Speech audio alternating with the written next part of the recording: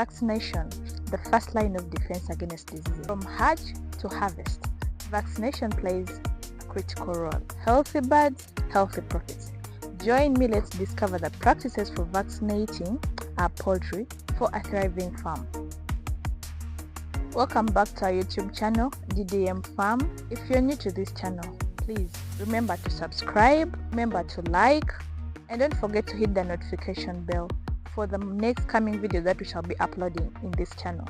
So I am Apollo Edith Hensley. Today we are going to talk about vaccination. A lot of things we are going to discuss to do with vaccination, but first we are going to understand what is vaccination, and I'm going to use a layman's language to bring this definition so we all understand what vaccination is.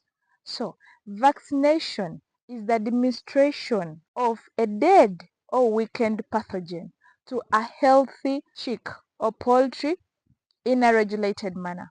Why am I concentrating on a healthy chick? Vaccines are not given to chicks or birds or animals that are already sick.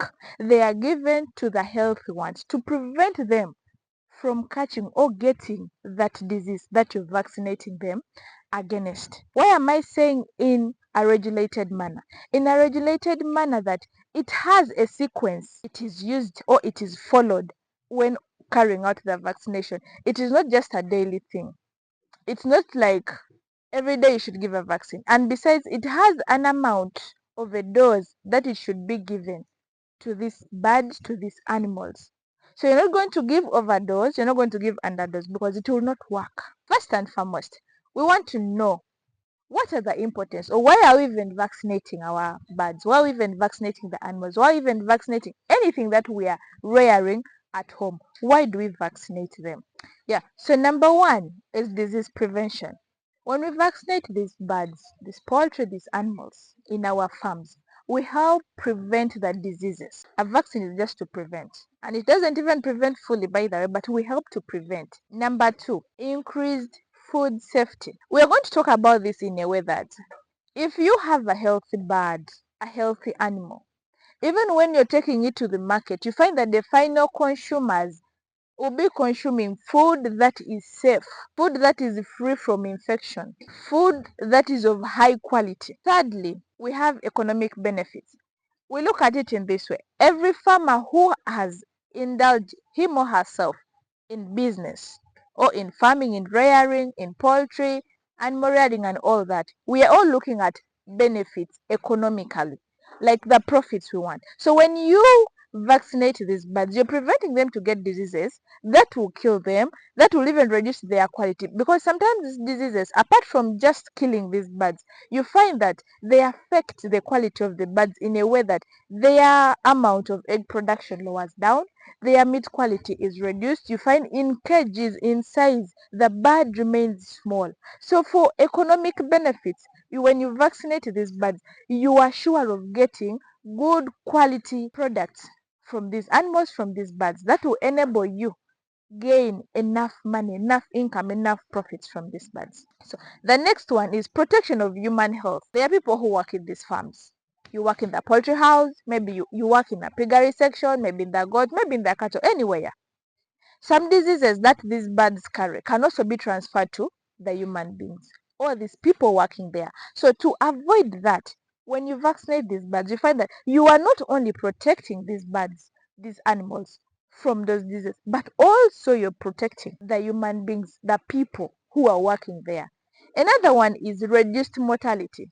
Of course, once you prevent a disease, also the mortality rate is reduced. There are high chances that you have reduced it. Let's say you have reduced it by at least 60%, 60-70%, you have reduced the mortality rate. We are going to talk about also the precautions to be followed in vaccination. Personally, I would like to advise anyone willing to venture in farming, or already people who are in farming, whether you have small scale or large scale, I really want to encourage and advise you that the best way you can handle vaccination is get an advice from a veterinary officer or a veterinary worker.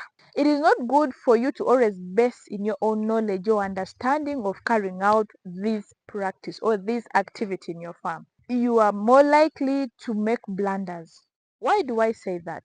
When you have a veterinary worker who comes to survey your farm or to have a look at your birds, your animals, he is able to assess their situation, the condition they are in, and he will give you the proper advice and the right way to go about with vaccinating your animals or your birds. In most cases, these people have that knowledge on how things should be carried out. But sometimes we look at it like, no, I want to cut my costs. I just want to do this because I know if I'm giving the Newcastle, after 2 weeks I have to give another one. But it may not be proper. Yes, it is after 2 weeks, but how is the state of your birds after 2 weeks?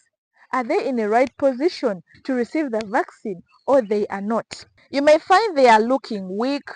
Maybe you have not even fed them very well, or maybe there is something lacking. So with this assistance from a veterinary worker, they will be able to advise you, and the advice you get from them helps you to improve on the quality of the birds or of the animals that you have in your farm. Let's take for example, we are in areas, most people who have adopted farming, most times you find their farms are in rural places, let's say like in villages. They are not in urban settings.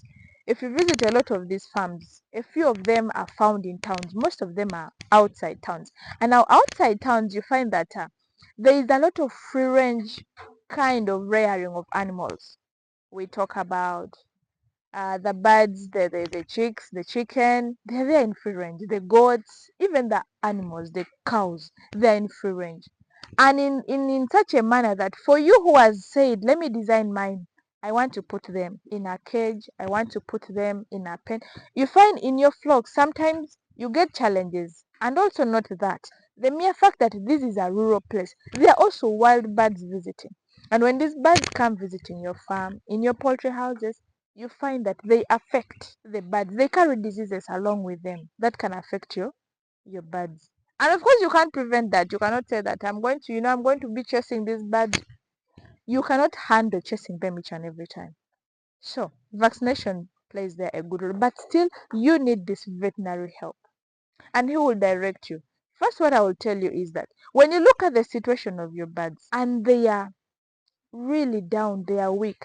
I want to give you a quick example that everyone will understand. If someone has been tested or diagnosed with HIV/AIDS, before they start giving them the drugs they're supposed to take, those ARVs, they first have to test on their immune system. Is it strong enough to handle this or not? If it's not, they are given boosters to first boost their immune system. Then after, they are introduced to this drug. So the same applies to also your birds. When you see that, okay, yes, I'm supposed to vaccinate my birds, but their condition really doesn't favor this vaccine, please first help them get better. Then after, you can administer this vaccine. And then also another thing is the way of administration, how you're going to administer your vaccine. Yes, you may say that, yeah, me, I simply let me put in water. Maybe I'm doing eye drop, maybe I'm doing nose drop, maybe in the mouth. Yeah, you can find it so easy, like to do that. But before you do that to your birds, before you administer anything, first look at also the drug you are using, the vaccine you are using. Sometimes in the village here, when you go to like these weekly markets, you find they are everywhere. People are selling them. And you cannot differentiate between the fake one and original one. So for you, you'll just go and say, hey, this one is cheaper. Hey, these people are selling cheaper. Let me get it. And I do what? Come and vaccinate my bird. And that's why I said you need a veterinary officer. This person will guide you on which vaccine you should even get, which one is original, and he will guide you to that this is the best. Yes, it's expensive, but at the end of it all, it saves you a lot in your farm.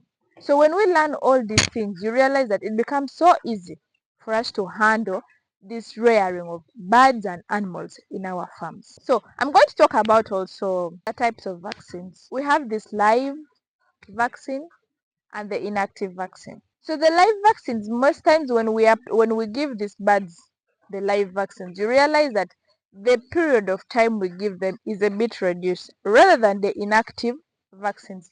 These inactive vaccines necessitate us to even take a step to give them boosters, because these inactive vaccines, they are dead.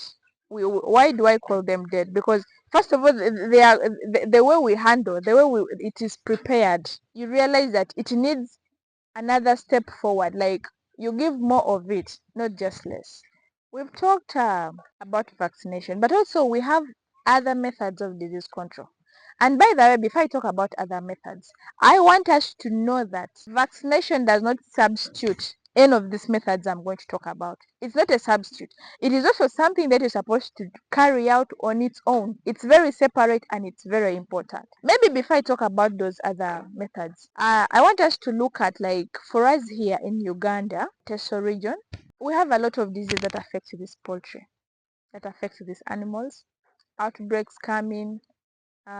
So the best way we can handle this, we need to vaccinate these birds. But it's not only vaccinating these animals or these birds that will help us. We also need to carry out these methods, which I'm going to list. Number one, parasite control. You need to keep that parasites out of your poultry house, out of your animals. For example, there are mites, there are lice, there are these flies. These things don't just come like that. They have diseases they carry along with. So you always have to make sure that you do the fumigation of your poultry houses, of your styles, your herds, where your animals or where your birds stay. They should be free from these parasites. Apart from just sucking their blood, they also give them diseases. And then number two, separating. You first identify, then you separate the sick birds, let's say birds or animals. You realize that sometimes in your poultry house, in your herd, in your stall, there is an animal, there is a bird that is sick there. So you have to isolate it, separate it from it. First identify that which is sick. There is a way this bird is not today lively. This animal today is not lively. Its feeding is not well. So after you have identified that, separate it from the healthy ones. Put it aside, give it its attention that it needs, give it its care that it needs.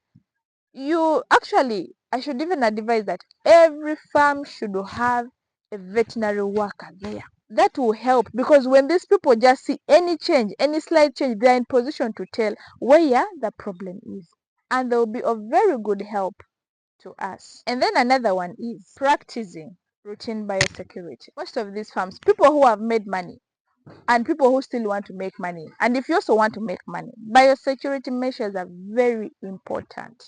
Very important. There are farms, before you even enter, they tell you you're not entering with anything you've come with, be it your shoes, your cap, your suit. Leave it aside. They'll give you their gears that you're supposed to use once you're accessing the facility. So please, it may look costly at the start, but it helps you, as long as for you're planning a long-term investment. Forget about this one. You're like, let me try just for this year, tomorrow, next year I'm going to do my things. But if it's a long term, if you have made up your mind that I am going to deal in farming now, rearing of my animals or rearing of my birds, there are things you don't have to look at as a cost. In the long run, they are really very crucial. So make sure that there is that foot bath before someone accesses either your sty, your piggery house, your herd, either your poultry house. There should be a foot bath. There are these gears to be worn, the overall or even the head gears. Let you, because these people who move, you don't know even where someone has come from. They've moved a long way. Even just those the things they use for smearing, they spray on their bodies, may affect your animals, may affect your birds. So it's better you prevent them other than allowing them in, and then before you know, it's costing the whole farm. Also, apart from that, washing of your hands, washing of the hands. As long as you're going to have contact with these animals, these birds, your hands should always be clean. Ensure they are always clean. You wash them, because also your hands, germs don't just sometimes fly in the air. Sometimes you carry them along with your hands. And when you touch these birds, for example, you're touching a sick bird. After touching a sick bird, when you're isolating, you're putting it aside. You're going to touch a healthy bird. What do you expect?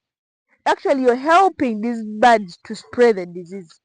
So those are all measures that you have to take care of as a person who is responsible in your farm. And being strict does not mean that you're mean or you're bad mannered. You are only trying to safeguard your farm, because you don't know what will happen next. You have to safeguard. And also, apart from just that biosecurity, there is just this security that you need. We believe that yes, we come from places, people have different practices. Not everyone who comes to visit you has a positive or good maybe intentions in your farm. So you have to go slow with these people who come just to look around. Be very careful what they carry along with them. That's why you need them to take off whatever they come with. and get onto what you use in the farm, so that they will not have access to do whatever they had planned in your farm. We have to believe these things happen. Let's not be like, no, jealous. What? Yes, people are jealous. People still do things. So all the things we need to really take cautions. Another method is separating the multi-aging flocks or animals. If you are having a farm whereby you say this stock you've brought they all chicks, they've reached 1 month or maybe 2 months, and then you're introducing another flock, you have to make sure that you separate these birds. Do not allow them to be together.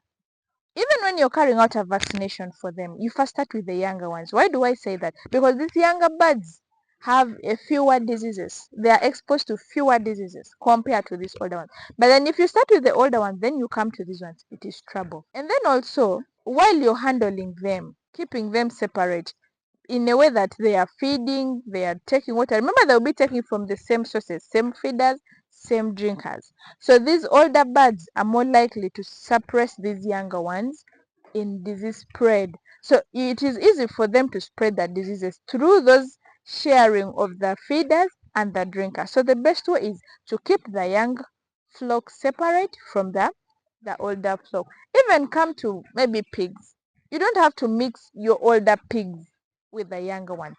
You have to separate them. Their feeding is different from the way the other ones feed.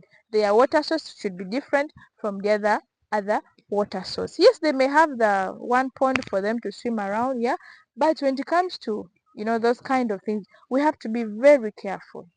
This one helps us to take care of our birds. So in conclusion, let's embrace vaccinating our birds, our animals, alongside other practices that should be followed in our farms. This helps us prevent a lot of things, and also, as we know, prevention is better than cure. It is very good for us. We will see the profits that we are getting from this. Don't lose hope when you're doing your farming. Yes, things may not turn out well faster, but keep up on that. And also keep learning. Learning doesn't end. You may find that you messed up somewhere. That is what caused your birds to die. You may say, yes, I did the vaccine, but still they died. Yeah, maybe you messed up somewhere. That's why I said you need to have a veterinary worker involved in this. It helps you to gain experience.